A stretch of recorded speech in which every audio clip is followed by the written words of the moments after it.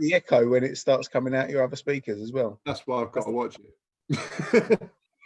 So I've got to hit that button as fast as I can. It's like fastest finger first. If we should start singing a song and then we can hear it again. Ready? You are online, by the way. Row, row, row your boat. No? That's a lovely intro track that we've got now. I have to watch it. Don't get the echo when it starts coming out your other. Here we go. There it is. Quick, hit pause. Got it. We've got a minimum amount of echo coming back on us.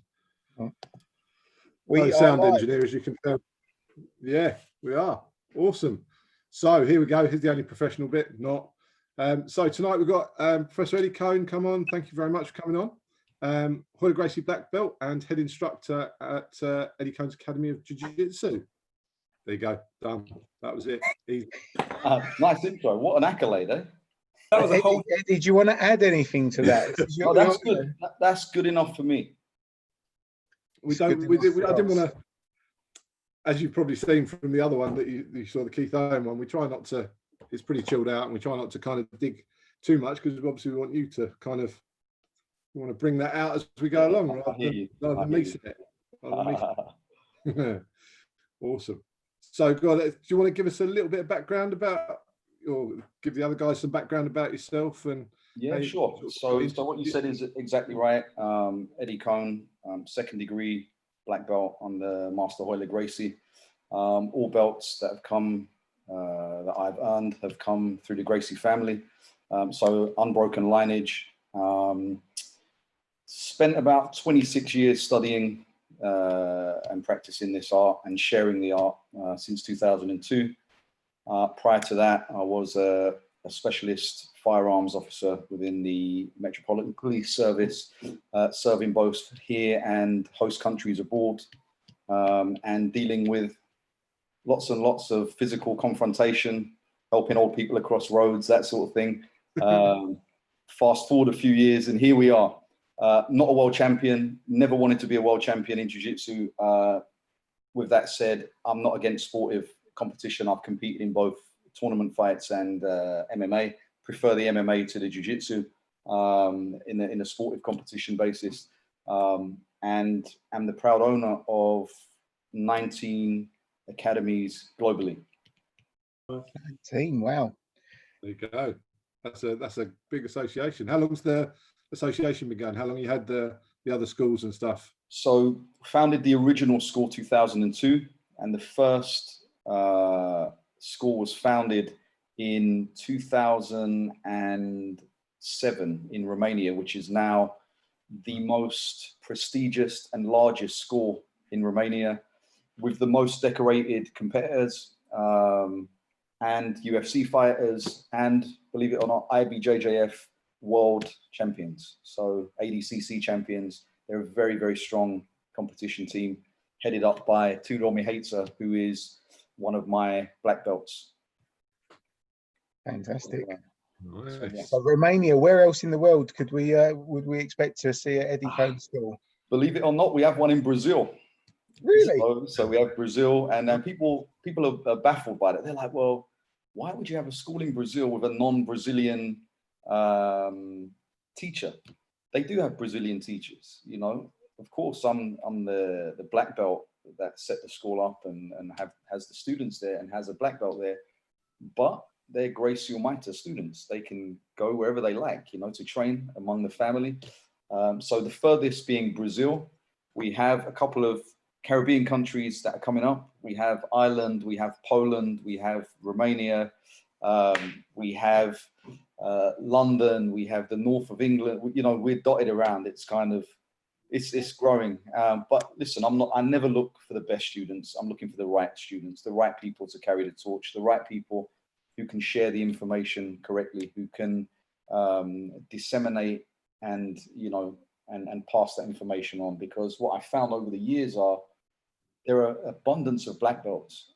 There are, and about all of the black belts, the biggest thing that lets them down is the ability to transmit that information or teach. There are very few very, very good teachers, and we pride and focus ourselves on excellent teachers. We're not preparing our students to come into the academy and become world champion fighters. That's not what we're doing. We're preparing them for a teacher role when they become a certain level of knowledge, that they can then share that knowledge in its entirety with the integrity and it all held together. So the chain never breaks. You know, there's a continuous integrity throughout the whole thing, which is really important. For not only me, but for Royler and of course his father, who's passed away, Grandmaster Eddie Gracie. So very important for us. Yeah. How did you get hooked up with the Gracies originally? How did that sort of story come about? I was on a Thai boxing visit. I came from a Thai boxing background, and there was a tournament in Rio, and the 4 Cockneys rolled up. When they did the tournament, we were at the hotel wearing our Thai boxing attire, as you do, happy to represent, you know, said school. And someone at the door said to us, the bag boy said, "Oh, do you know about this family, the Gracies? They fight anyone, any style, this and that." So us being us thought, listen, we're not doing nothing for, let's go down and check it out. And yeah, we went down there, all right, and we walked in, bold as brass, as you could imagine, and swaggered in from the East End of London. We've seen everything, seen the whole lot. Walked into a room. If you've ever been to Gracie or Maita, it's an impressive place. It's above a university, and you know the academy was founded there in 1952. It's the original academy.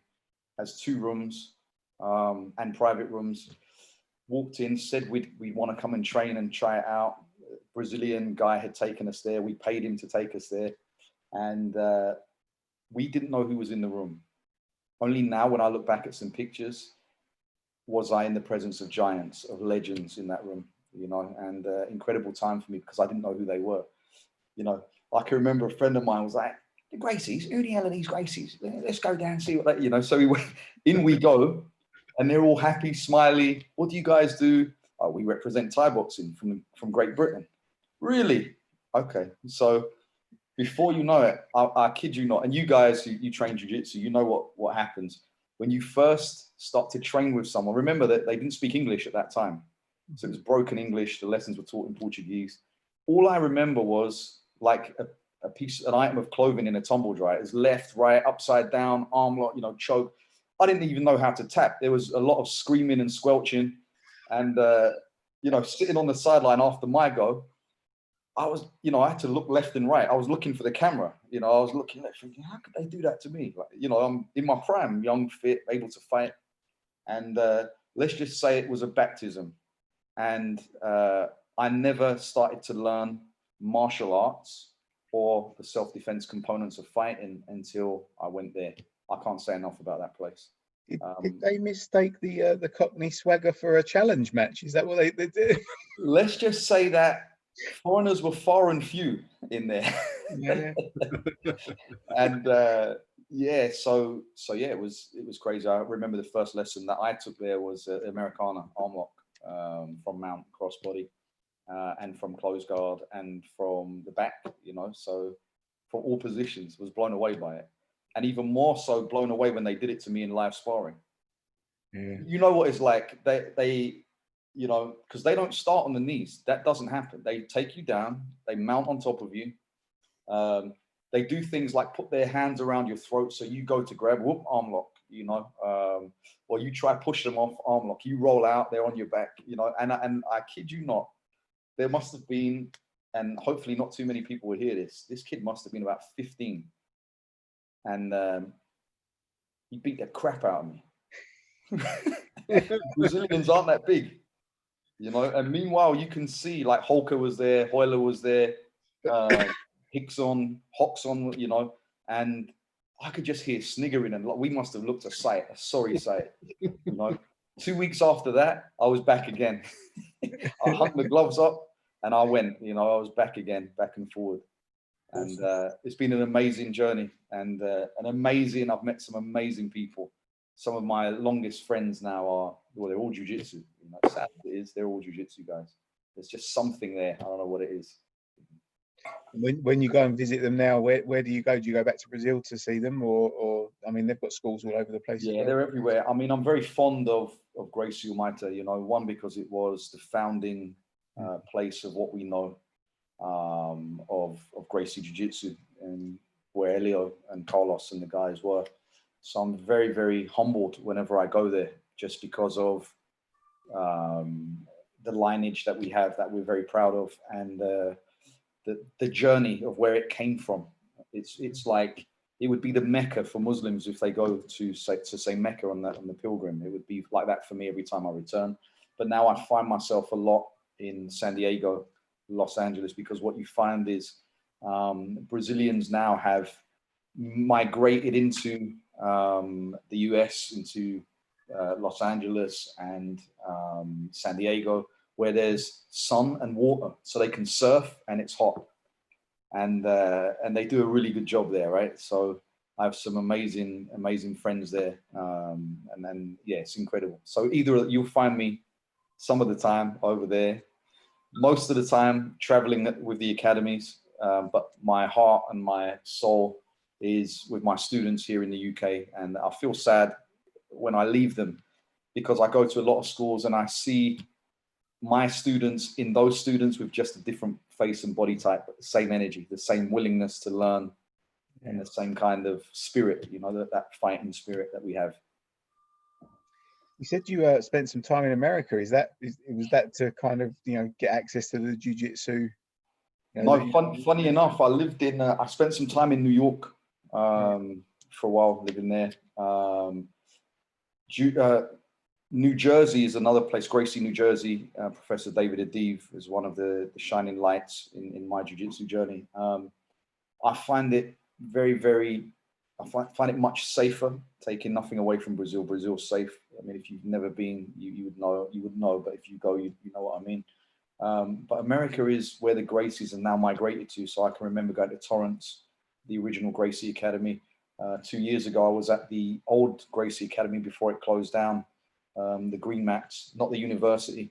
And then the next year we were at, or the same time, we went to the university here on in Hennes School, and you know, I've got a lot of love for those guys.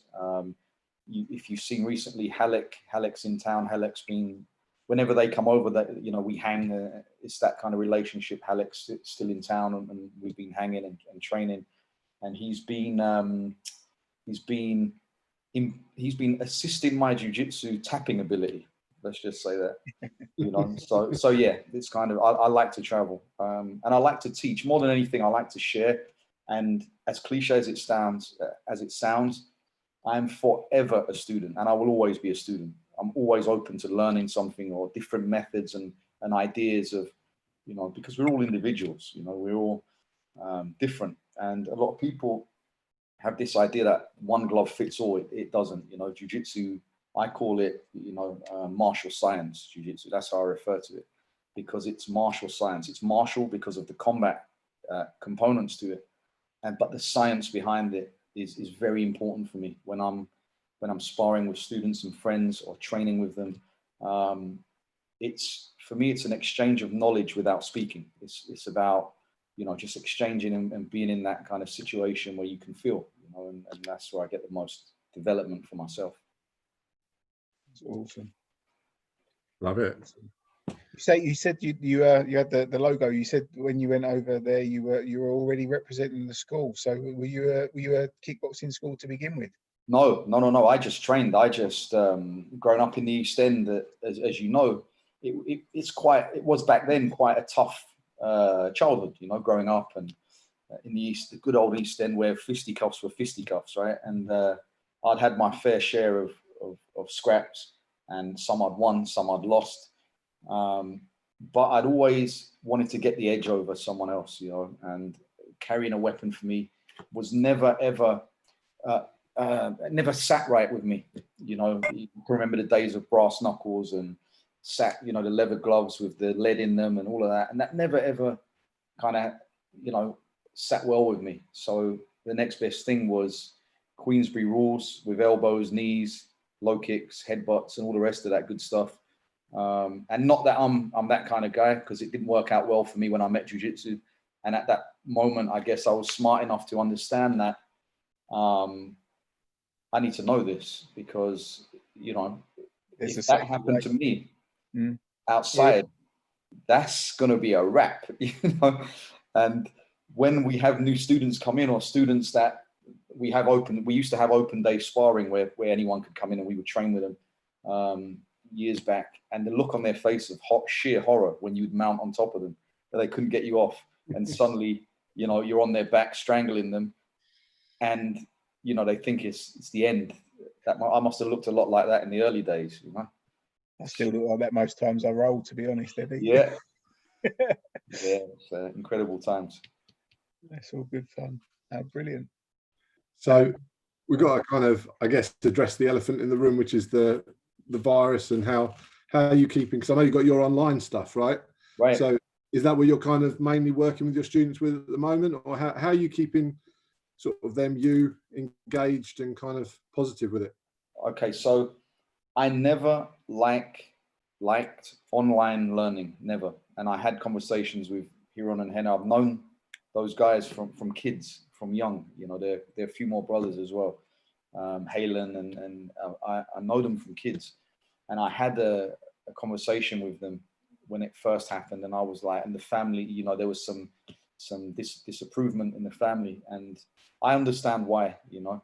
But I also understand that times move on, you know, and we're in a digital era.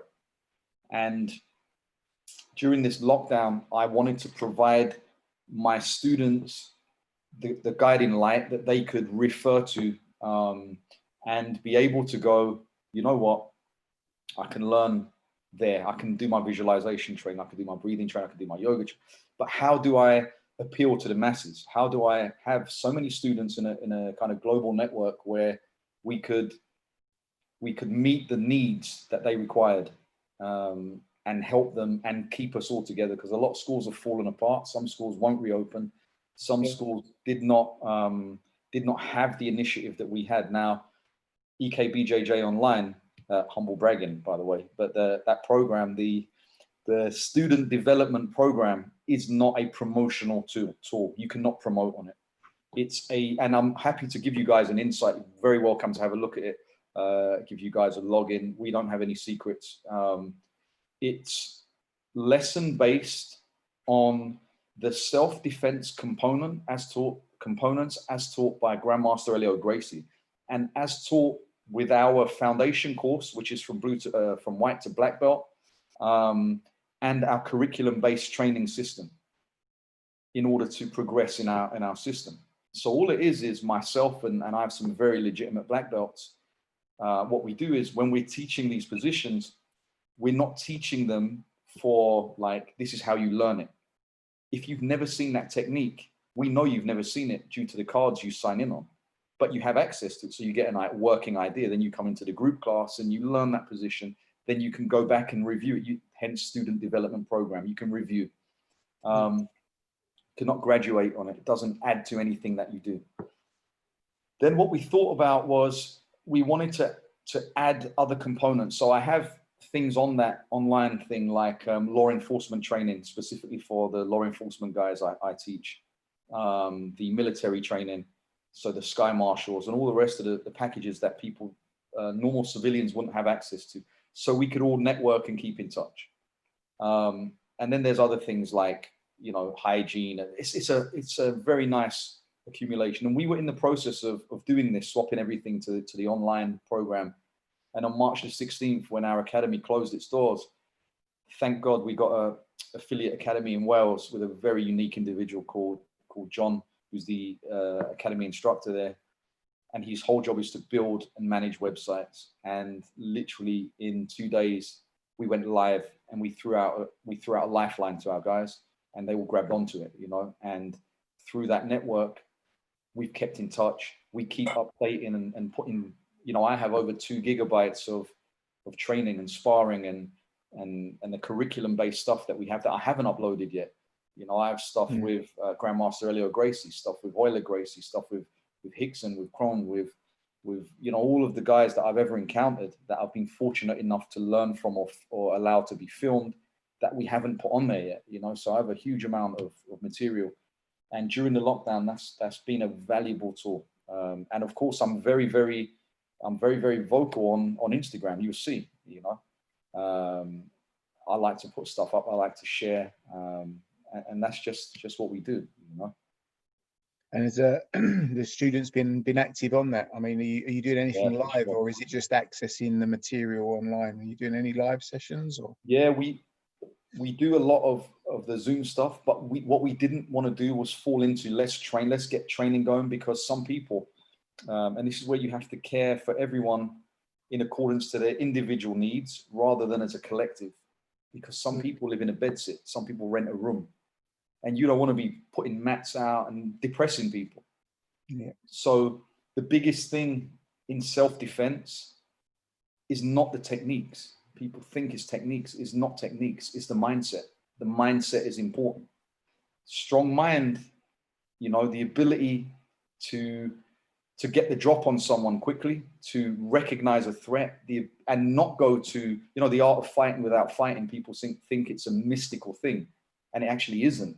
The art of fighting without fighting is seeing something, recognizing it's a threat, taking a position or a defensive position or even an offensive position. And either of those positions could be making a tactical withdrawal, running away, walking away, changing the direction of travel, or having to hit it head on. But whatever happens, you know, it's the mindset that governs everything before the techniques. And that's what we do a lot of Zoom talks with. We talk about, you know, I do a lot of Q&As with my students about strong body, strong mind. And when we talk about self-defense, because you guys, especially coming from Master Pedro Sauer Association, who I hold in the highest regard, is one of the best exponents from Hickson, you know, to share. And he's a true scientist of the art. But the big thing is, for me, is techniques will always be techniques. We can learn from watching YouTube. You don't have to, you can watch the UFC and learn a technique. The application of that technique with the timing, with the commitment, you know, with the vulnerability that we have, knowing our strengths and liabilities is very important. Mm-hmm. So mindset is everything. If we can generate and correct mindset, the techniques are the techniques. It's the mindset that changes everything. Mm-hmm. Because as martial artists, the last thing we want to be doing is grappling on the ground in an altercation outside. I don't know if you've ever been taught the 5 components of jiu-jitsu as taught by Grandmaster Eddie Gracie, but ground grappling comes into the last component. The first component of Gracie Jiu Jitsu, traditional Gracie Jiu Jitsu, is striking, clinching, takedowns, throwing, and then finally ground grappling. What governs all of that is the mindset, and what goes below all of that is the weapons defense program. So those components, you know, we have to be able to strike, whether it's a preemptive strike. We see Grandmaster Elio doing the neck chop and people laugh, but he's giving an idea of a preemptive strike.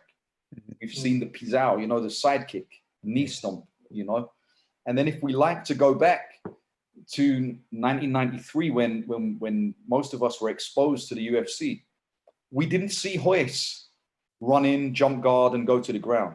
We saw Royce go in, punch, kick, elbow, knee, punch in the groin, knee in the groin, take down, strike from the top, and then take people out with chokes or arm locks or both in accordance with, right? And that's the components there. That's what's not being taught anymore. It's just ground grappling. And when people see that, they think, when we see jiu-jitsu, they think, oh, these guys only wrestle on the floor. Nah, I don't want to learn that. And, you know, I'm not saying that's wrong, because if you want to learn a sportive art, great, we can help you with that. But if, as a martial artist, if you truly want to learn, you know, I honestly believe Gracie Jiu Jitsu is the most effective form of self-defense the world has ever seen. Not fighting art, but self-defense that the world has ever seen. It's been proven over and over. And so yeah, going back to your point, we condensed all of that into an online student development program, which is updated daily. And that's what we use to reach out to our students and keep us all together. So that's our way forward. Now, we know the government has said you cannot go back until July, right? That's what they're saying, apparently. We said, no, we're going to come back. We're coming back early, but we're taking all of the right precautions. I've been working with some doctors who are students who have been involved in the fight with COVID, not just here, but in Spain. And they've given me some very, very good ideas. I have a solution in a bottle, which is being tested now, which they believe is can minimize the strain of COVID in the air. If you spray this thing in the air like a mist sprayer, Master Pedro Valente uses this in Gracie in Valente in Gracie, Miami, and through good knowledge. And this is important for us as students of Gracie Jiu Jitsu. We can never forget that. Students of not Jiu Jitsu, but Gracie Jiu Jitsu. And it's really, really important. We've forgotten, but we're one big family. Whether you're Pedro Sauer, whether you're Hickson, whether you're Kron, whether Helson, we're no different. We're all the same. We learn the same. The teachings are from the same masters, right? But people want to be the best. They want to be like, yeah, I'm the best because, yeah, and we're not that. It was never that. You guys are welcome in my academy anytime you like, the same as any other representative of Gracie Jiu Jitsu. And we're only going to share and learn. That's it. We're not going to try and take clumps out of each other. We could do that any day. But the idea is to share and bring us back together. That's the idea. One flag, So we're up to episode 13 now, Eddie. Wow. 1 through 12 were places that were kind of like America, Hawaii, Australia. Amazing. Actually, we might have a school that's easy for us to come and visit and access. You're very welcome. Try and keep us away. Listen, we would love to, it's not that far. We would love to have you guys as extended family. I mean, I've spoken with Robin before and I explained about the one flag thing like a year or so. And because so many schools now are fighting for bricks of a building they don't even own. They're fighting for a place on a map they don't even own. And we're losing the history and the heritage with so many stories and so many misconceptions of who were the founders, who was this, who was that. And it's not their fault. They're not teaching self-defense. Maybe they don't know it. Maybe they don't know. Maybe they were never taught themselves. The thing that bugs me the most, there's 2 things that bug me in jiu-jitsu. One is that when someone claims, and I'm not referencing anyone before people jump out their seat, not referencing anyone, but when people, this is self-defense, this is jiu-jitsu, and then there's grappling on the ground. And they're mis-selling that product. And the second one is you've been sportive jiu-jitsu your whole term, and now you Gracie jiu-jitsu, now you're self-defense because you watched the old man online teaching a program, because you hung out with Hoist for a day, because you were with Hoyler for 1 day, because you went to Valente's for 1 day, because you went to Helson for a day. Screw you, Yeah. From day one, do your history from day one. We have and will always be Gracie Jiu-Jitsu self-defense, nothing more, nothing less.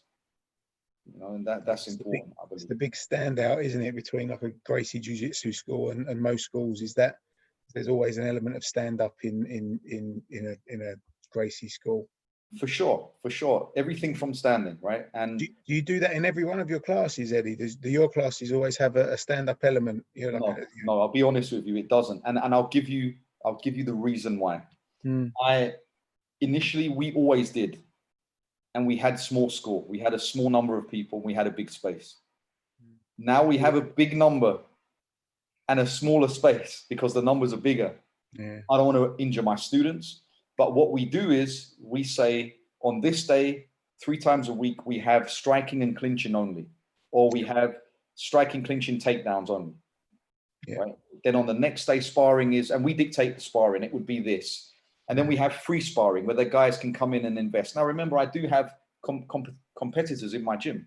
Yeah. And I'm all for that. I don't want anyone to think I'm against that because I'm not. But imagine I came out of the woodwork and said from 2002 of teaching Gracie Jiu Jitsu self-defense and said, okay, guys, if you want to be a world champion, come and learn from me. People would look at me like, yeah, right. Are you nuts? Like half my students would leave.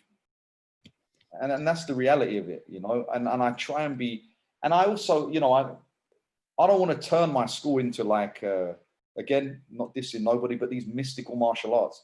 I can't tell you or show you because I'll kill you. Right? How often can I do this dim mock in the air, but not do it on no one and not know what it is? And I'll tell you a funny story. I taught a seminar one time in Romania, it was like a rotational seminar with different instructors. And the guy was talking about this stuff. And I heard it and I said to my friend, what's that guy teaching? And he said, oh, it's like Bushido. And I said, what do you mean? And he said, like, if he touches you, your heart will explode. I said, come, let's go talk to this guy. So I did politely. I took him to the side after he did what he did and just said, listen, I'm really intrigued by that. I've been hearing about this my whole life from a kid. Remember, I grew up with Kung Fu matinees in the cinemas, you know, when you would go there and some of the guys would be wearing silk suits on a Sunday, right? The headbands. I remember them times, right? I'm giving my age away a little bit, but and I asked the guy, can you show me? And his exact words were, if I show you, you may die. And I said, listen, I'm ready to take that. I need to know the secrets. I need to know the secrets. Right? Because if it works, everything I've known, I'll give up. But he wouldn't show. You know, so, and listen, I'm not knocking no one. You know, we're in a different era now where the era is show me. What move did you show him? No, he didn't come see what we were doing. He was like, nah. He was like, really, nah. I'll give that one a big miss, you know. Just start with a nice simple wrist grab. Right, but exactly that. But with that said, I have met some amazing martial artists I have a guy who trains with me, Nishan, who's from a Kung Fu background. A black belt in Kung Fu is an advocate of Kung Fu, but he's also a black belt in Jiu Jitsu. Under a dear friend of mine, Alan Sikera, but he doesn't call it Kong Jitsu. Yeah. It's different, right? Yeah. It's different, and it can't be the same. Biomechanically, it cannot be the same. I'm not saying like do they meet somewhere in the middle? Maybe they could land a telling blow somewhere in the middle, but we have a system of self-defense that has been proving itself since prior to Grandmaster Leo Gracie. You know, we had George Gracie, he would fight. We had Gaston Gracie. You know, we had all of the early Gracies that were fighting. And granted, some of the fights were in fairgrounds, you know, and against wrestlers and stuff. But when Grandmaster Elio came along, it was like anyone and everyone, to the point where he fought his own student, Valdemir Santana, right? We saw that, right? So that's impressive that the head instructor, Grandmaster Elio, would fight a student and the student would ultimately go on to defeat the master, right? Because he'd been taught so well, not because he was better. Remember, he was in his prime, but because he truly understood jiu-jitsu and he knew how to neutralize what the old man was, right? So that's really important. I always say to my students that I want to make them better than I was at blue belt, better than I was at purple belt, you know, better than I was at brown belt and black belt. And I really mean that. The ultimate, you know, goal is, you know, to the master the knife. You know, you want your students to be able to get you. Absolutely. How else can I stay sharp? Yeah. How else can I stay sharp? Right? I'm training. I'm preparing the next generation to take me out, which means they're going to be younger, fitter, more athletic, and I'm able to fight with them every day. Right? We fight every day. We don't need to fight outside, but if we do, we do. You know, and the mindset is important. And if we're talking about self-defense, a component of self-defense, of course, is now in the COVID times, health defense. Health defense, how our hygiene, what we eat, what we let manifest in our brain, what thoughts we let manifest, you know, not to become depressive. You know, it's very important. These are all components of self-defense. And if we don't know those components, what are we doing? How can we then instruct our students to understand and build that resilience, you know? Random question, Eddie. I have asked this one before, but you've mentioned hygiene a couple of times. I'm always fascinated to get different people's views on washing your belts. You know, some people think that you lose your magic powers when you if you wash your belt. What's your advice to students all over the world? Yeah, listen, I'll be honest with you. I never wash my belts. Okay, really? Sincerely. Okay, and I'll explain to you why. I have about 10 black belts of my own. Yeah. I have about 10 of them, and I put them on rotation, and I air the other ones, so I don't wash them. And if you know about bacteria and stuff like that, then it dies. You know, it's not kind of, if I pick a belt up and it smells, yep, for sure, that belt's going in the bin, or, you know, I'm not going to wear that belt. Yeah. But the only belt I haven't worn I only wear on promotional times is my original black belt. Yeah. Beyond that, I have about 10 other belts that I wear all of the time. What did you do with your earlier belts? You know, because people take pride in them getting like really tatty. Rob sandpapers his most nights just to make it look more worn out. Light behind the car and drive around with it. Yeah. Listen, I have them in the academy. Yeah. They're a reference point of my journey. Yeah. The belt is a belt. You know, even if I went on the mat as a white belt with no belt, I locked myself out of my office sometime and had to teach a seminar with a white belt, and I enjoyed every minute of it. I came in, sat on the mat, no one knew who I was. This was a seminar, right? I sat on the mat, people were there, crowds, no one knew. And then when it was time to teach, I stood up and everyone was looking like, who the hell is this white belt?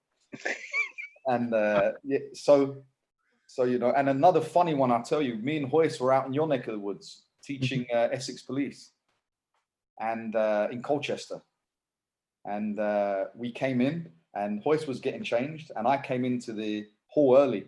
So first one, we arrived together, I went in to get changed. They gave me a round of applause, you know, like they'd never seen Hoyce before. They thought you were him. Gave me a round of applause. You know, freshly new black belt. I walked in, put my bag down, looked left and right. Everyone's applauding.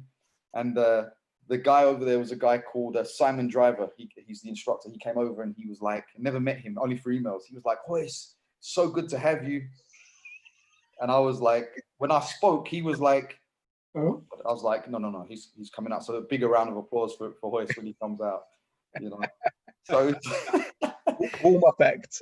Yeah, let's just test that one out. Let's see how that works, right?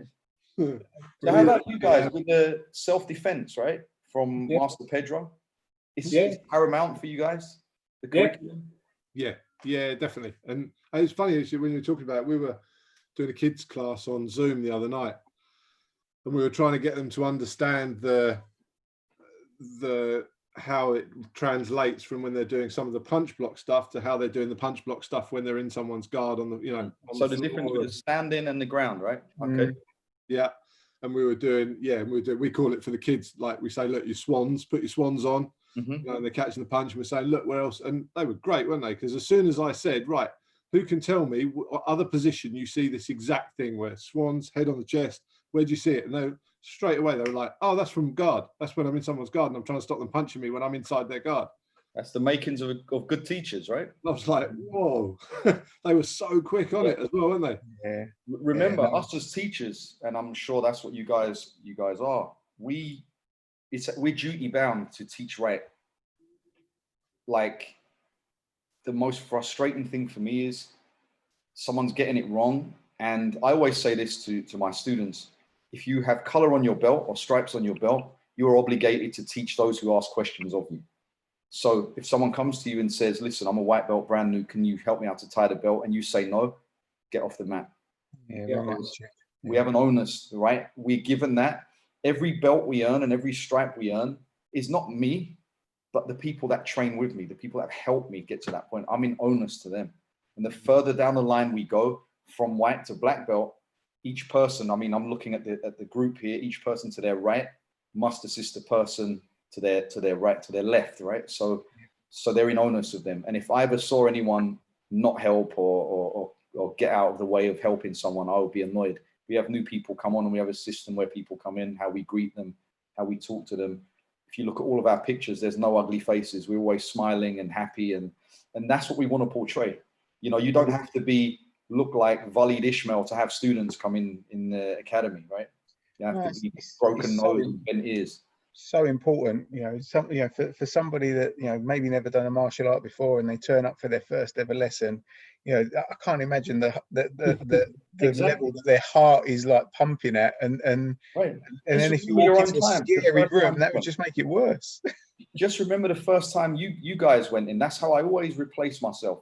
When I went in for the first time and I saw these other humans wearing angry white pajamas, running around, you know, sliding on the ground. Imagine, like, people go to their first class, imagine, and the first thing they learn is the berimbolo.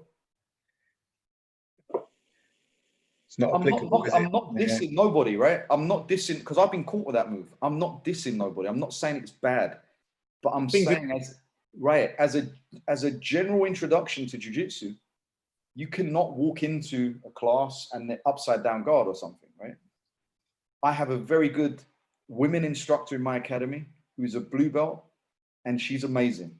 You know, she's from Czech Republic, and I'm sure she will go and open a school there. I'm sure. And she is something else with the women, right? And she's a warrior too. She can fight. There's no doubt about that, right? And I have a beginner class instructor, a guy called Dan. Big guy, like, you see this, like a 6'7" tall guy, you know, strapping guy, and you think, and I was so proud. Like, I go into the academy, some of the students have never seen me before in the beginner class. I try to go as often as I can, but I'm so busy. And I walk in and them looking at me is like Bigfoot riding a unicorn. That's what they look at. They see me walk in. It's like a mythical character, right? Because I really don't have the time to go there. But when I go there, they look at me like, oh my God, it's Bigfoot riding a unicorn. And so he now has like 20, 30 students per class in a beginner class. And they do a course of 12 weeks. And after 12 weeks, they have an option to then come into the advanced class, the group class. They don't have to. They can stay in the beginner group, you know. And so we've set up a very, very structured and very, very unique approach to having students, to make them feel comfortable. From the time they walk in the academy, we greet them. Hi, I'm Eddie Kone. Welcome to the academy. You trained before. Why are you here? You know, the usual stuff. And we give them the kimono to wear. Fresh kimono, instructor smells fresh and clean. You know, the worst thing is everything clean in the academy, and the instructor ate an onion sandwich beforehand. The student receptive doesn't pick that one up, doesn't pick up how clean the environment is, how friendly. Man, goddamn instructor's breath stank, you know, like, he ain't coming back, she ain't coming back.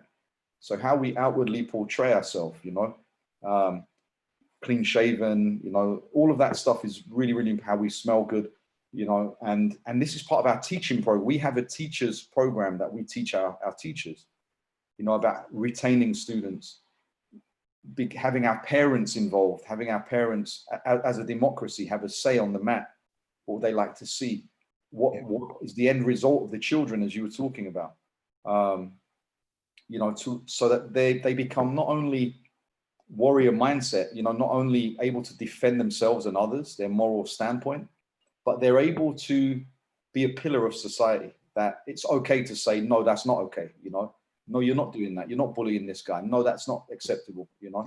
I don't like the way you spoke to me. I don't like the way you spoke to them. Yeah. Right, that we can at any time, you know, have a cape that no one sees and a superpower, and we go, hey, that's not cool. Yep. And if we have to deal with that, then we have to deal with that. And the beautiful thing, you all know, I'm preaching to the already converted. We don't have to hit nobody. No, you don't have to hit anyone. Right? We can, and we can do it quite proficiently. But you know, someone said to me, listen, yeah, but in a fight, I'm going to be punching and kicking and biting and gouging. And I said, that's great. The only difference is, I will be doing exactly the same, but I'm going to tie your arms up in a position where you cannot defend, and I'm going to let you see me take a chunk out of your face with my teeth or out of your nose, right? And that's the difference. And as brutal as that sounds, that's the extreme of jiu-jitsu. Yeah. If we go take it all the way down scale. It's very humbling, isn't it? Very humbling. Of course it is, you know. So you said you're always a student. You still have that student mindset. 100%. I mean, what are you learning at the moment with jiu-jitsu? What area are you focused on? For me, it's self-development. It's development of being the right guiding light, as Hoyler was for me, as Grandmaster Elio was for me, because I was very fortunate enough to train in the academy when he was there and share some mat time with him, and always be the instructor that the students want to gravitate towards. I could never be a roadman. I'm not a road, you know, wouldn't wear right with me. Yeah. I could never be an aggressive guy. I'm 5'7" tall, you know, 10.5 stone soaking wet. I'm not that guy. Yeah. I don't like the use of profanities because I know I have a lot of support on social media. It goes against everything I try to portray. And I'm a real guy. I you know, listen, there's going to be times when I have a bad day, but you know, profanity is bad language. So I'm always self-developing, analyzing what I do, you know, and trying to do it for the right reasons, not because someone says you're wearing a black belt, you have to be like that. That's fake too, you know. Yeah. I try not to get embroiled in battles, internet beefs, and you know, because listen, if you really feel so strongly about that point and that opinion, my door's always open. You know where I am. Let's have a chat. You know, come, my office door's open. I have one of the biggest mattresses in the city, the grey mats. Always welcome. You know. Yeah. Do you feel that, like, how do you feel about it? Do you feel like that weight from having such great teachers? Do you feel that sort of weight of responsibility of trying to live up to that? Or like you were saying with your students, you want them to excel. So do you feel that sort of wanting to excel and take it on again? And how do you kind of work with that? A lot of people have this this idol worshipping thing. You know, they're like, you know, I don't. I'm personal friends with these people. We've been through some stuff.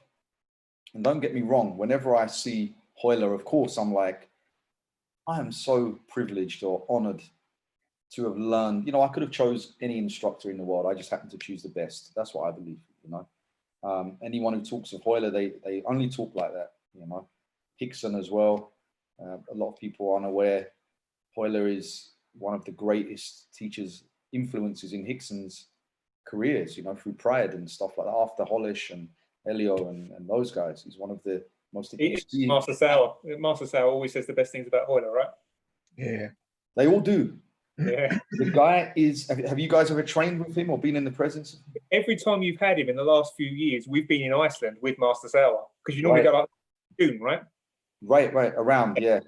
We're in Iceland. Yeah, he's an incredible individual. As in, if you want it told how it is, and I like that with people. There's no, you know, and all of the guys around him are like that. And I don't idol worship, but I'm very privileged and honored, you know, to have been taught and trained by little Elio, you know, by the most technical Gracie of the family that Rickson himself refers to as one of the greats of all time, the Gracie family members, you know.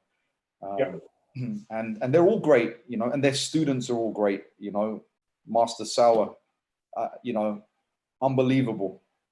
You see a technique, and then he'll put a different slant on it, and you're like, okay, well, that's a game changer, right?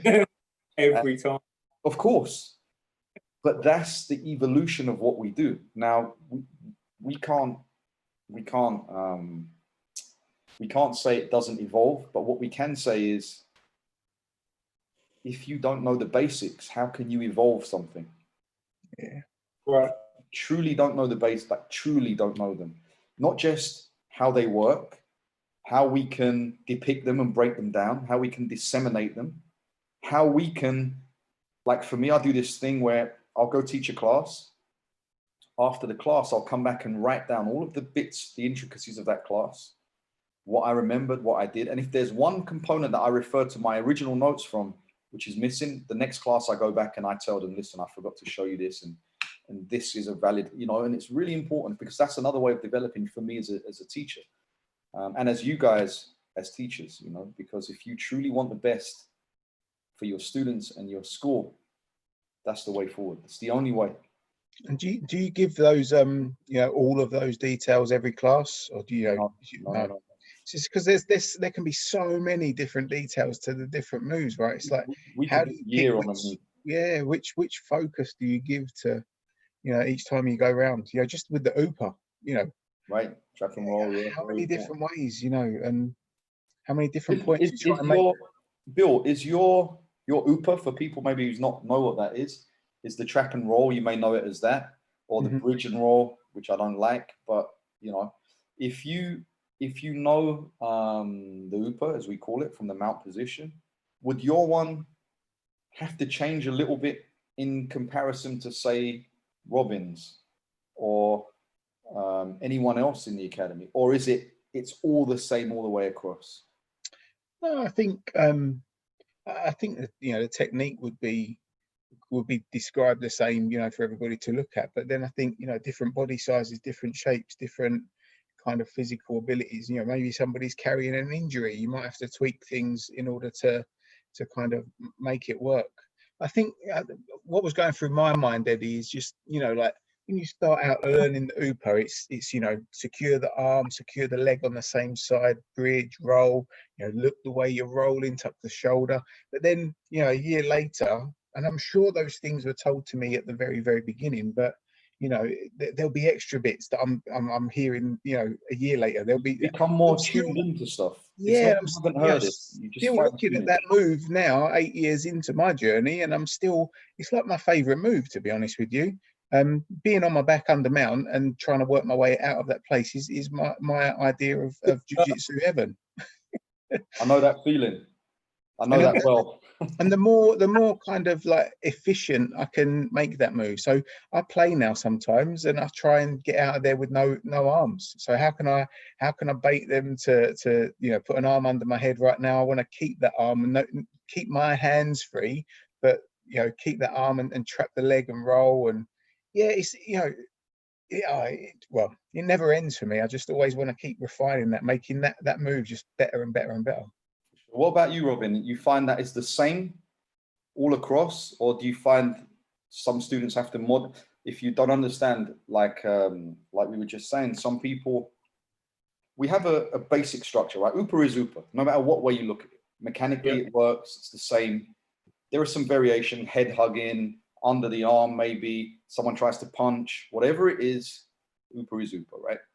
But if you rolled with a guy, say 130, heavy guy, would your Upa change to a regular Upa, or would the weight distribution, the balance, and everything else be the same?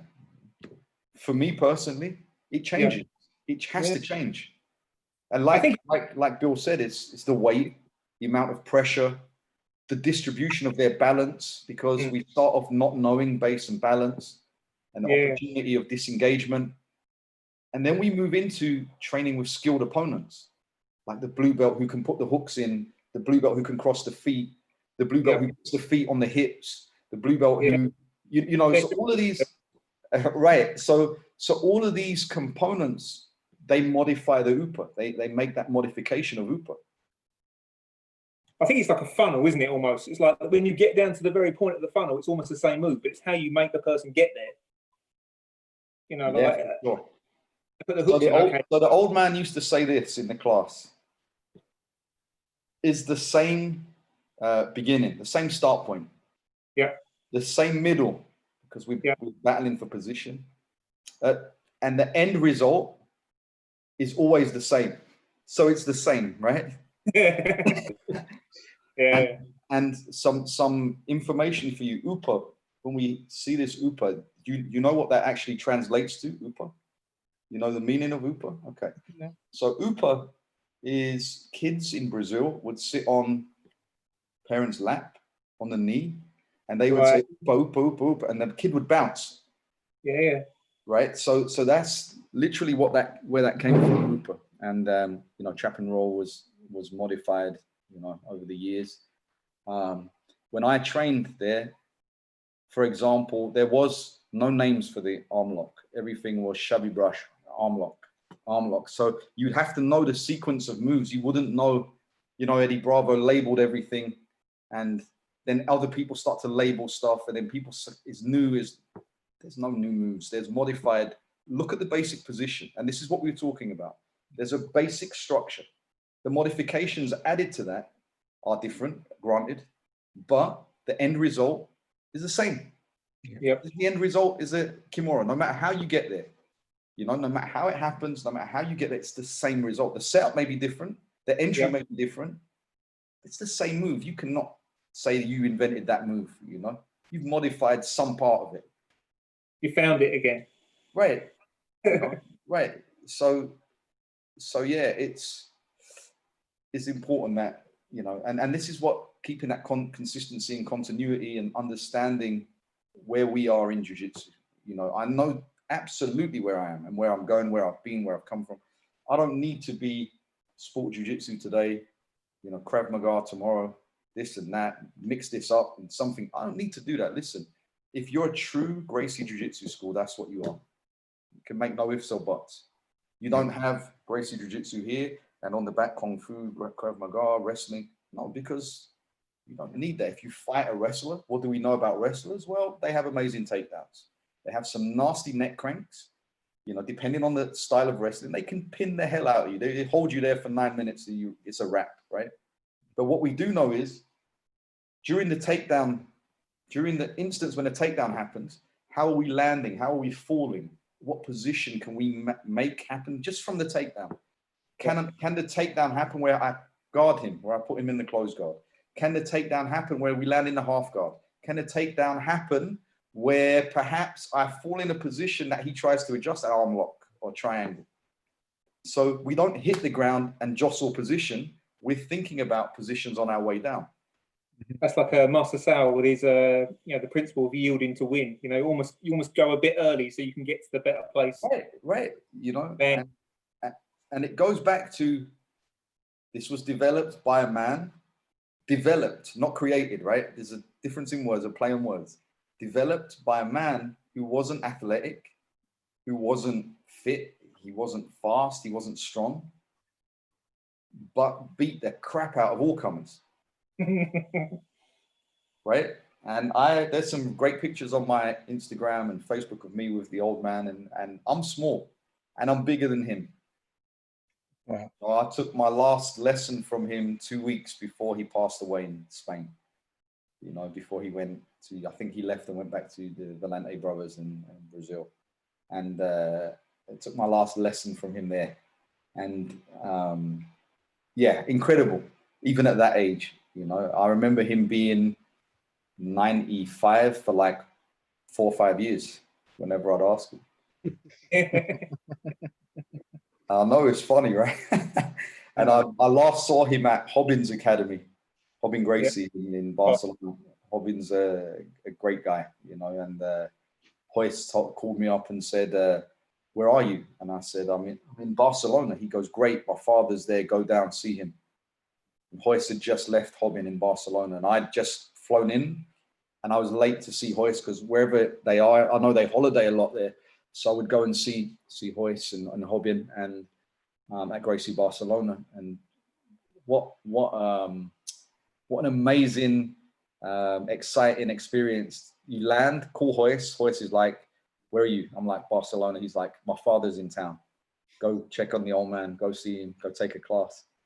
And yeah, went down there, took the class, you know, and took a class of him teaching. Unbelievable, you know. So that's one of my proudest moments. And I have that picture on the wall in the academy. The last picture I had with him is time dated and stamped.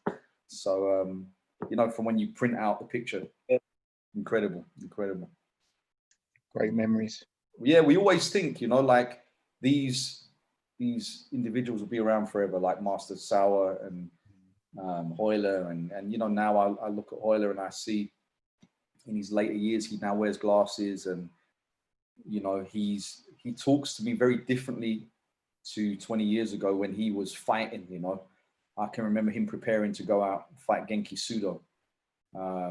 You know, I can remember that, how the tenacity he fought at. And not so long ago, when he collided with Eddie Bravo again, you know, at his age, you know, and unbelievable. He trains like he's still 20 years old. And never shy away from it, do they? Never afraid, you know. And I don't think that's just the way that they brought up. They obviously believe wholeheartedly in their art, which, you know, comes through. And you know, people like yourself that have done it for so long, it speaks for itself. Yeah, I mean, it's not just me. Listen, I'm a drop in the ocean. There are some amazing people. You guys yourself, you know, with the correct art. This is what I'm talking about, because the idea was it doesn't change and it doesn't die. The art, I mean, that the art form, we're all torchbearers and flag bearers for this incredible art. And why did we choose that art? You know, who knows why we decided to pick the flag up, and we all have the crests on us at some point, you know, of the art. And why are we flag bearers, and what do we ultimately want to accomplish, you know? And my mission right now is to share and to teach and to preserve and properly, and, you know, as properly as I can, with the right instructors around me, not just the man who knew the guy who mowed the lawn and was the friend of the guy down the road who learned off the, no, I don't want to do that. You know, I don't want to do that. And I definitely am not, you know, learning from the guys who came from a sportive background, and 1 year later, all of a sudden, they're Gracie Jiu Jitsu. Were you like that with your kickboxing, Eddie, or is it something that you kind of realised since you fell into, you know, association with the Gracies? Or is it something that you valued once you met them? Like I said, I had a baptism of fire. You have to remember my Thai boxing background. I like putting fists in face, and I like having fists in face. You know, I enjoyed that, shins in the head and all that business, you know.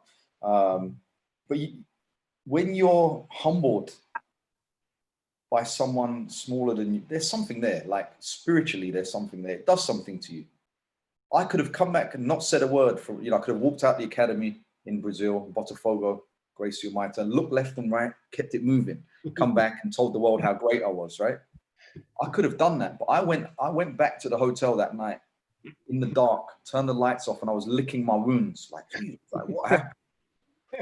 I didn't sleep. It didn't resonate well with me. And when I came back, it bugged me so bad. And I remember trying to research these guys, and I couldn't find anything. And I remember thinking it was gray like the color, and then sea like the ocean, Gracie. Yeah. And I remember Shed Morales came to London. I don't know if you guys have been around long enough to know that guy. He was at London Bridge. He had a little studio there, and he was teaching Gracie Jiu Jitsu. So I went down there, and when I came to the door, there was a little paper thing on the door that said Crazy Jiu Jitsu. And I went in, and I knew for sure that wasn't what I was going to learn. And then I went around a couple of Japanese martial arts gyms who said it was the same thing, and it definitely wasn't. And then I obviously went out and began to really search it. And I'm very kind of in touch with the spiritual aspects of it. And people say, oh, like the guru. Not a guru. There's no gurus here. But there is definitely something spiritual about it. If you look at when people practice on the mat, some people refer as rolling, but if you look at when they're practicing this art, they start to ground fight or ground grapple, and they gravitate towards each other, even on the biggest mats. It's like a pure energy. Gravity. Huh? Gravity. Yeah, it's like a gravitational pull. Yeah. Listen, as an instructor, I sit and I watch. I stand back and I watch the whole class for other reasons. You know, I'm always, if I see something, I stop and then I say, listen, you could have done this, or this would be more efficient or effective after they finish. I make a note to give the students something to work on. And put 8 guys on a massive mat like ours, and suddenly they gravitate towards each other. And then they're all on each other, and it's like, come on, like, separate again. And it's the same thing. There's something there. I don't know what it is. Can't label it, can't list it, but it's real. There's, like you were saying about your experience, and obviously you had real baptism of fire in that place. But like, it's that story that you hear all the time, isn't it?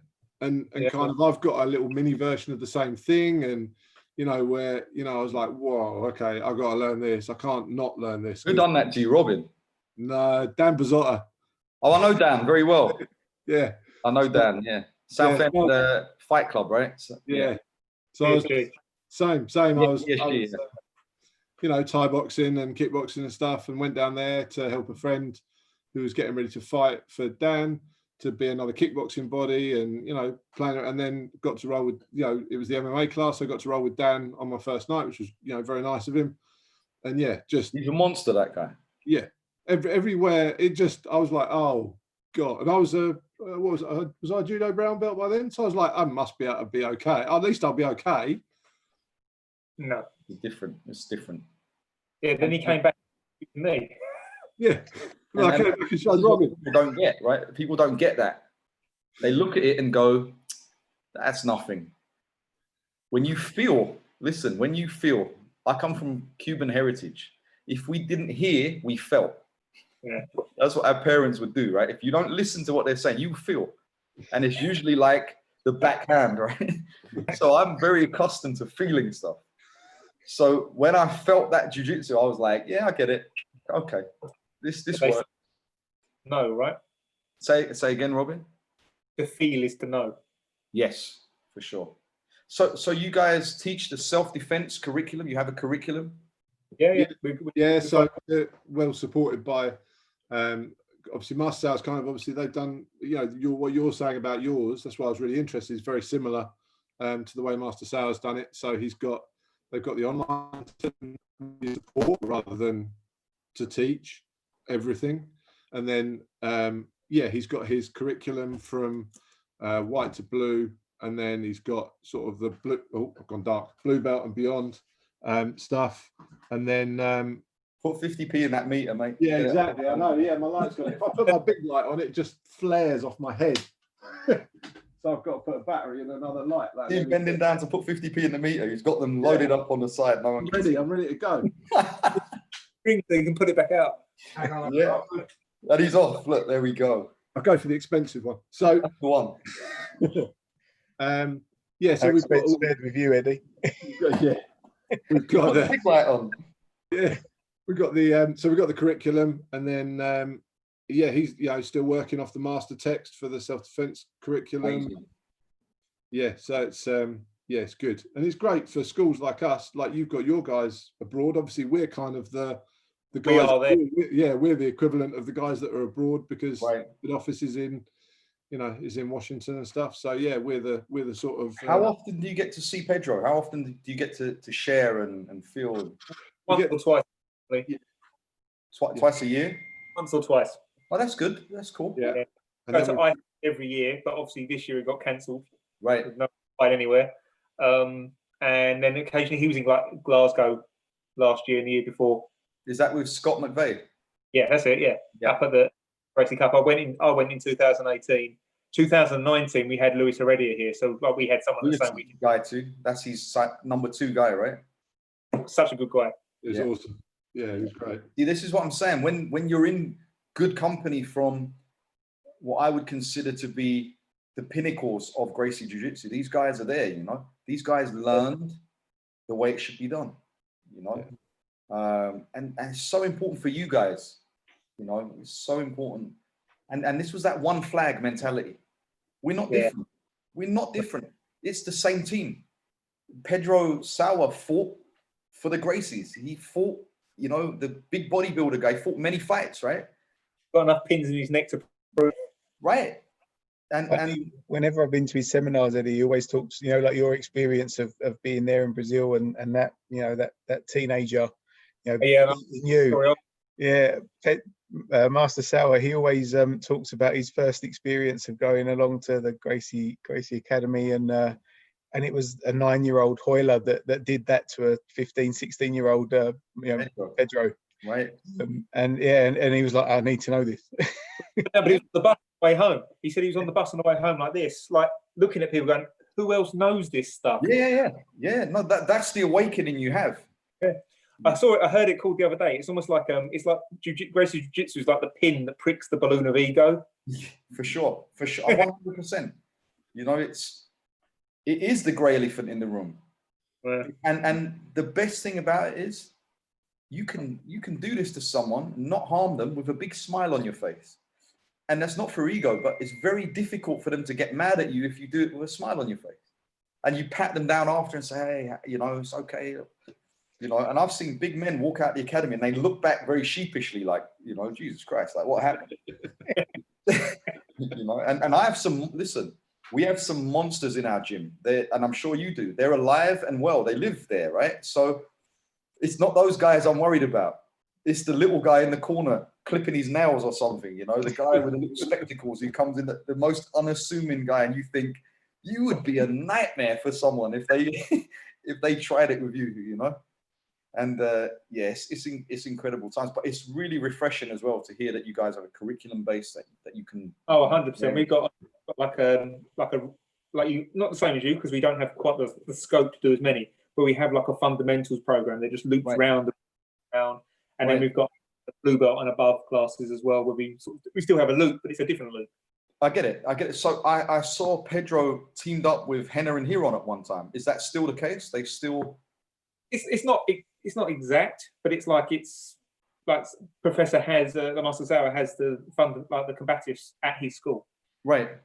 But he'd also teach his own fundamentals as well. So we kind of, Yeah, because he would have come from what I would consider as the original school of Gracie Jiu, like under the tutelage of Elio, perhaps even Carlos, maybe, and the sons. He was right there. He was up there. You don't become a master, as we know at this, for no reason. No. And I do hold him in one of the highest regards.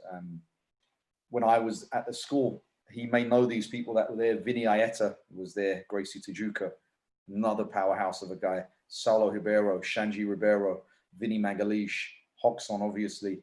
Kron was small. I was out with Mario Aiello. If you ever get a chance to train with this guy, Gracie Los Angeles. This guy saved me from hanging up my kimono, from the beatings I used to get. Because it was, listen, let's make no bones about it. It was horrible then. To be a Westerner and go train there, the pressure that was put on you, you would never have that today. Jiu-Jitsu has become a little bit more sanitized, even in our community, because we want students to come in, we want to grow, we want to make it viable, we want to make it accessible. I used to get crushed over there, like bad.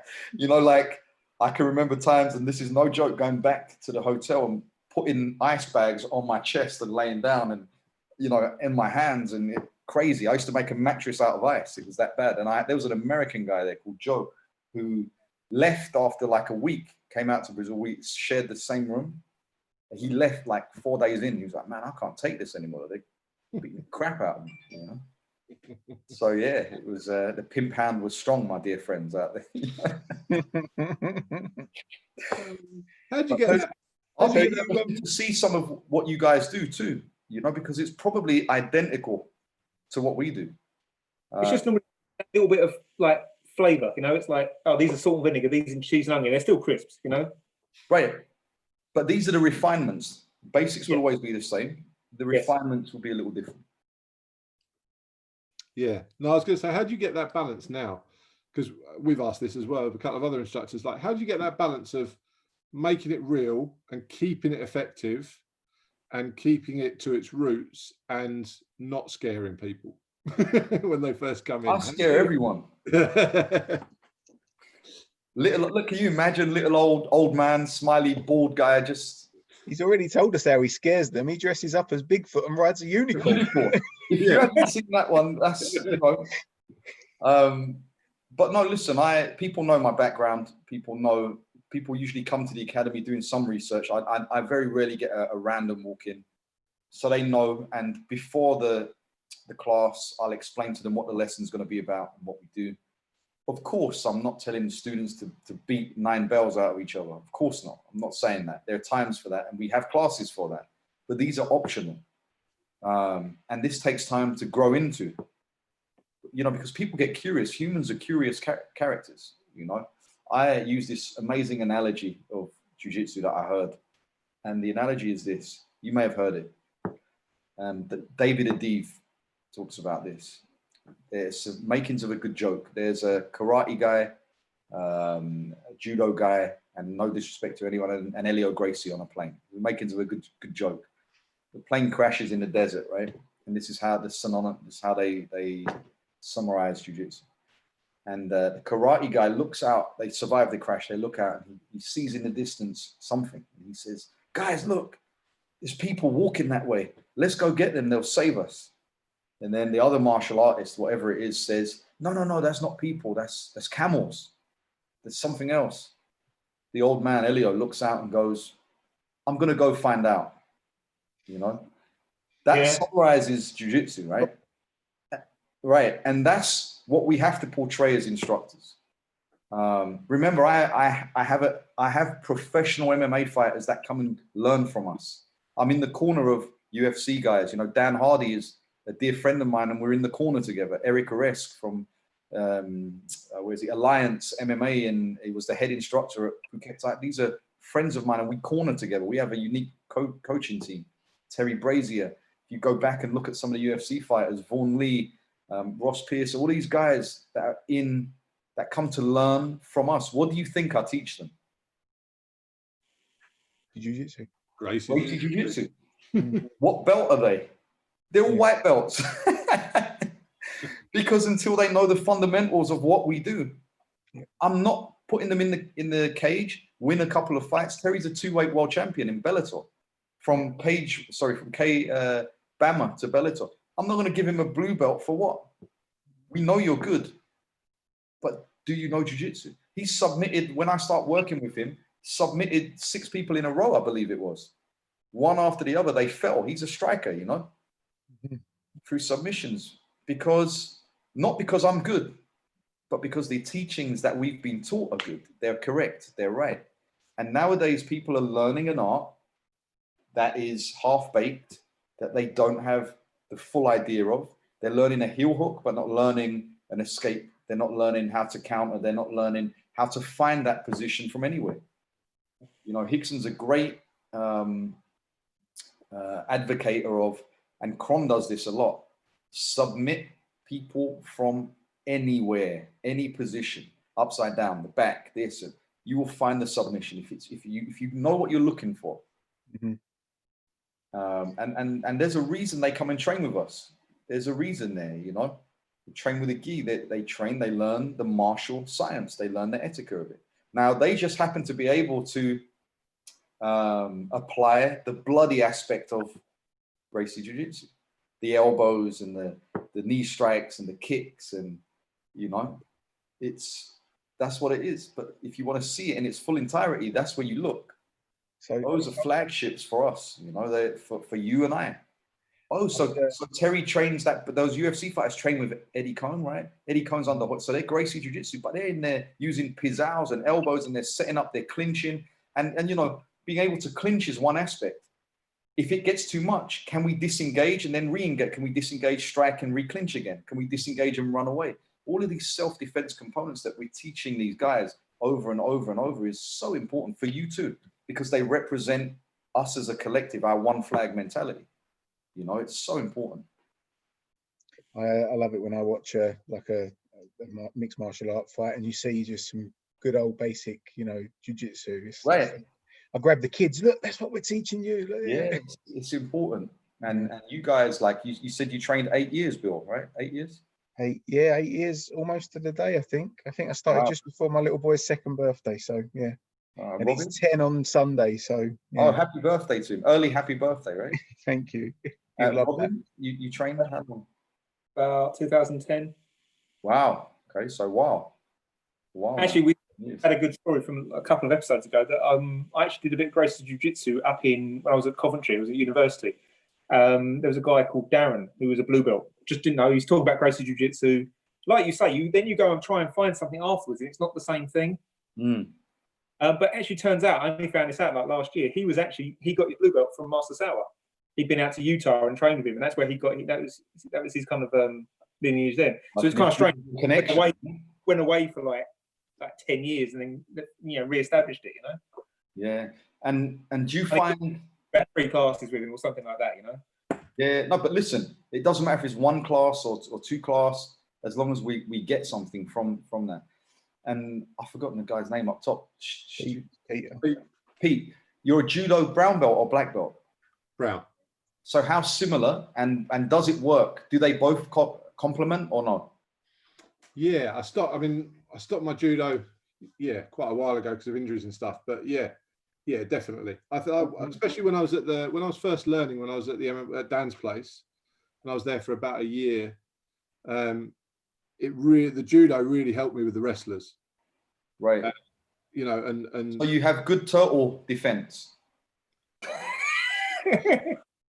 for a while. Yeah, I mean, it's so different now. My game has changed so much. The cover-up story, yeah. Yeah, exactly. Yeah, it's changed so much. Just we were saying it again the other day, Robin and I, because we were at the beginning. It was just, and that was kind of the exciting bit about it. Actually, it was just us two training together, and we were kind of training together and learning together, and then we've had this sort of divergence of, because he learns everything that stops what I do, and I've learned everything that to try and stop what he does. And so we've ended up with this like sort of divergence of styles when we're playing around, and obviously with the same underpinning of everything, which our students sort of mention now and again. They're like, oh, it's so different rolling, like training with him and training with you, and and I'm just constantly getting beaten up by both of them, which is why I got good at Hooper.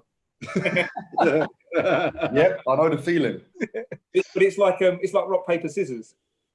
Yeah. I roll with someone and I'm like, oh, that was a bit tough. And Pete's like, what are you talking about? But then he'll say the same thing about somebody else. And I'm like, really? But then when we roll together, Pete gets me. Yeah, listen. Good days and bad days, we all have them. Oh, no, yeah, roll with him. But you can roll with someone 6-7 times, and each roll is obviously going to be different, but you go, wow, that was hard or whatever. Or some days you come in and you ace everyone and you're like, yeah, that's only right. And then the next day you come in and like, I had trouble. I've got a brown belt in my academy. He's just newly promoted, and Bill, his name is. And listen, if you have long arms or your arms, elbows are not in, it's a wrap. And I'm not shy to tell you, he's been a student with me from a kid, this guy.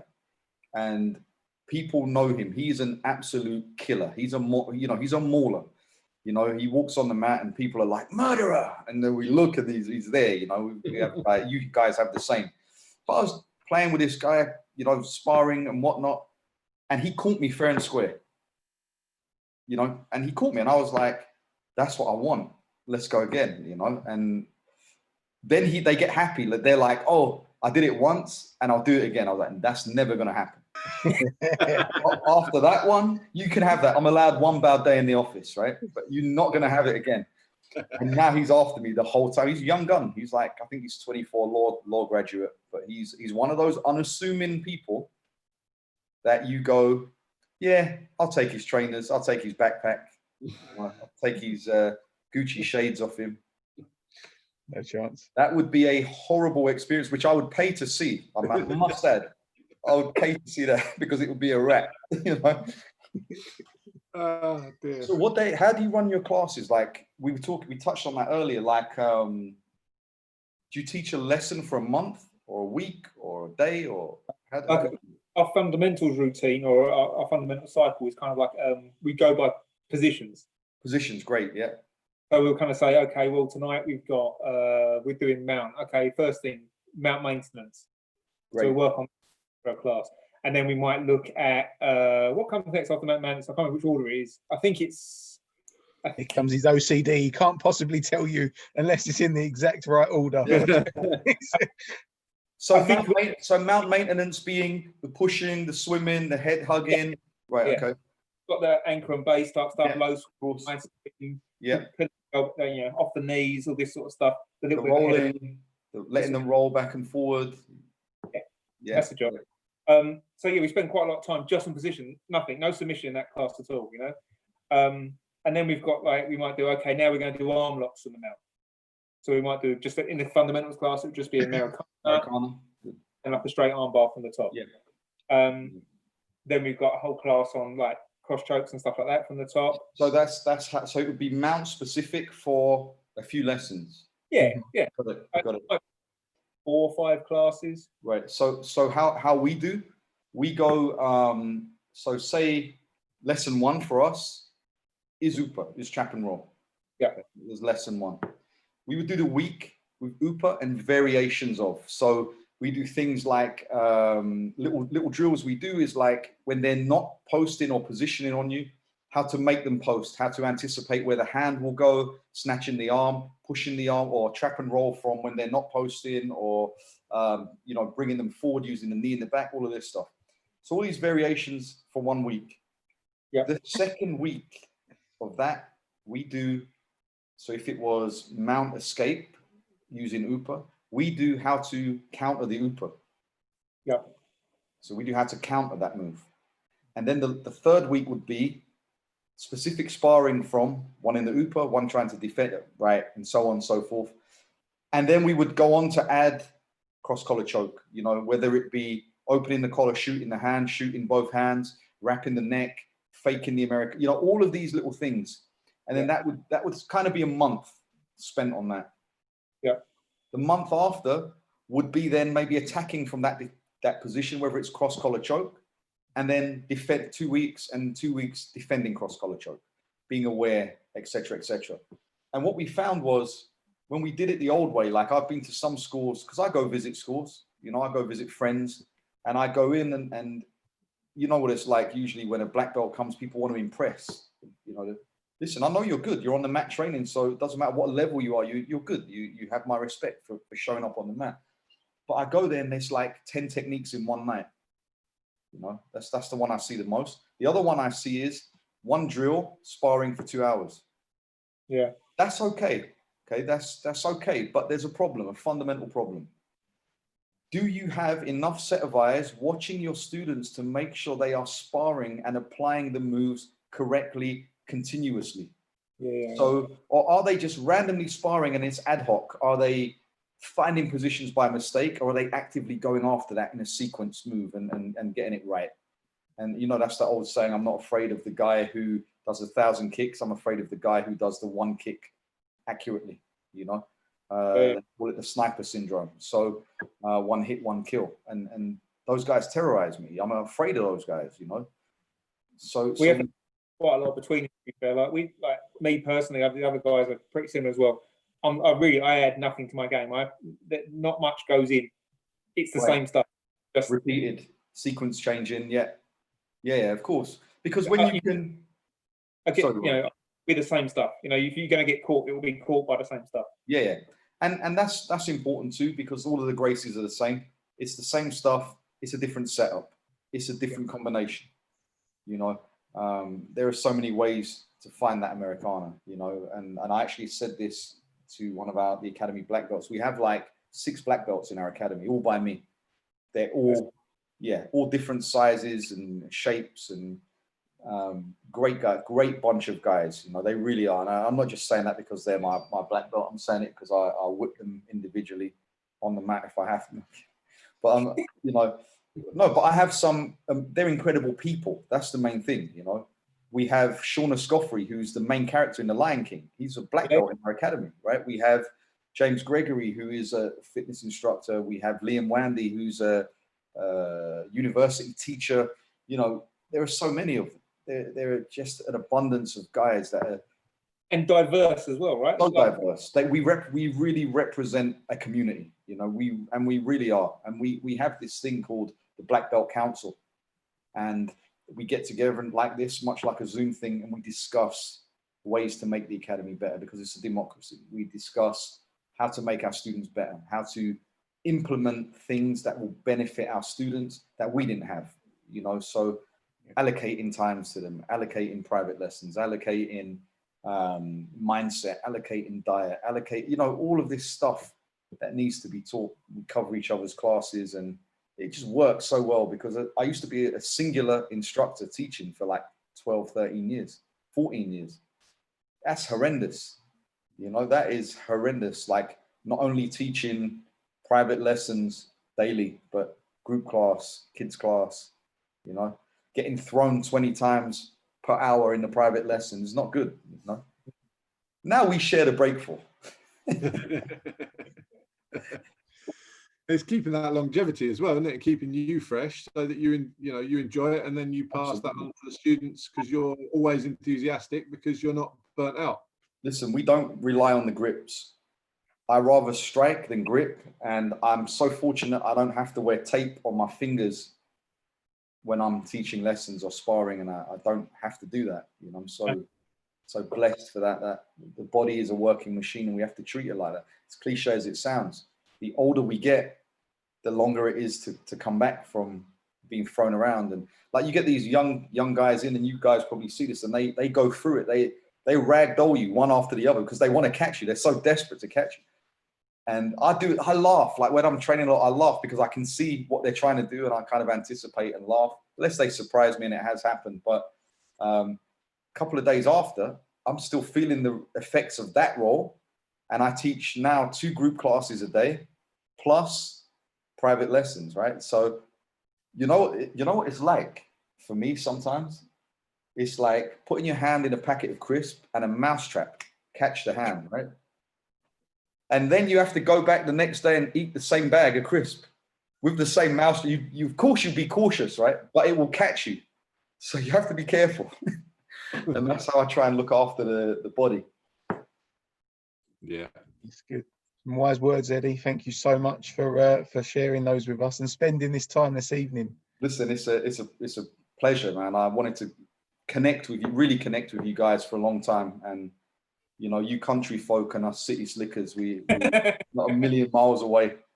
And listen, in all sincereness, you guys represent the flag I stand for, and I represent the flag you guys stand for. And you guys are always welcome. And that's not words. You just have to pick the phone up. You know, I know you have Master Pedro and you have a whole bunch of amazing people. But if you need something or advice on something, listen, pick the phone. We're in the same UK, right? And that was, me and Robin talked about this over a year ago. This is the one flag mentality, that you guys do have connections with guys that, you know, check us out, that guys that are legitimate Gracie guys, not people who are just claiming to be, you know, that we have that. And so I'm extending that kind of hand, and you guys are welcome, you know. Hey, I could have talked to you all night long. I had loads of questions because I looked on YouTube earlier and tried to find you just so I knew what I was expecting coming into tonight. But your razor edge stuff, and you know what you do with weapons in class and those sorts of things. So and maybe we'll get together on another day and have a chat about some of those things. That one brought a lot of questions to us, and I'm happy. Actually, yeah. And listen, I'm happy to talk about that. It's a civilian training program. Happy to tell people what that is. You know, if you want to do that at a later date, absolutely, because you know people have questions, and I'm always putting myself in the firing line for those questions, because I don't do anything without clear, concise direction and understanding of what we're doing. No, for sure. Yes, maybe we'll look you up again at some point. Whenever, I'm always around. Well, I'd like to meet you in person first before we do that. No, definitely. Listen, it would be a pleasure. You know, I would love to come down when you have Master Sauer over at some point, if our schedule allows. You know, my guys, I'm sure, would love to come down. Girls, government allows. And yeah, right. And listen, anyone we have over, if you've noticed, we only ever have Gracie's teaching seminars at our school. I have guests come in because I have a lot of friends, but any of the Gracies that pop over, you guys, you know, if you guys like to attend, please put a call in. We always look out for you guys. And perfect, thank you. So last little plug for you then, Eddie, so that I can find you firstly on Instagram, but so other people that may be listening, how do they find your school? How do they find out about you? It's that humble bragging time, right? Yeah. Listen, I'm very easy to find. My social media is all at EKBJJ on Instagram, Twitter, and the website is ekbjj.com or ekbjj online. If you guys, you know, interested in having a look at our online program, maybe for something that you guys want to develop, or happy to share, happy to put you in touch with John, who did ours. And, you know, you can see the level of commitment and dedication he's put to the site, you know. And you listen, you're going to see and go, man, that's what we do, for sure, from just that conversation. And that's what's important. Yes. Yes. Awesome. Yeah, absolutely. Looking forward to it. Wicked. Cool. Well, I'll cut off the screen, the live stream there, so that we can save that. All right, everyone, thank you for tuning in. Anyone that's tuned in, if you're listening to on the audio, thanks very much, and we'll catch you guys later.